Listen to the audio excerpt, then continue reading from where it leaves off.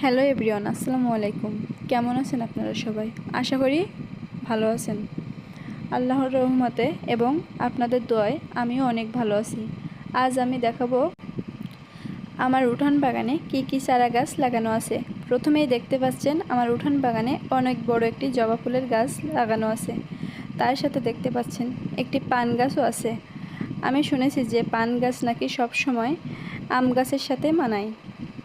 এখন আপনারা কমেন্ট করে অবশ্যই জানাবেন এটা কি আদৌ সত্যি কিনা। আলহামদুলিল্লাহ, আমাদের আম গাছে কত সুন্দর আম ধরেছে।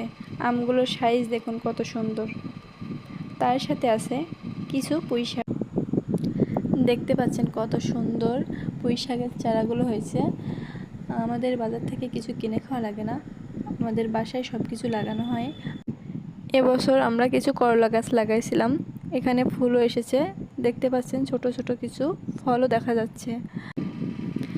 দেখতে পাচ্ছেন কত সুন্দর কুল গাছে কলপ করা হয়েছে, আমাদের গ্রামের ভাষায় এটারে কুল বলে। মাশাল্লাহ, দেখতে পাচ্ছেন কালো মরিচের গাছগুলো কত সুন্দর হয়ে উঠেছে। আর দেখতেও পাচ্ছেন যে এখানে কত সুন্দর মরিচ হয়েছে। তাহলে আজকের জন্য এখানে শেষ করলাম। আল্লাহ হাফেজ।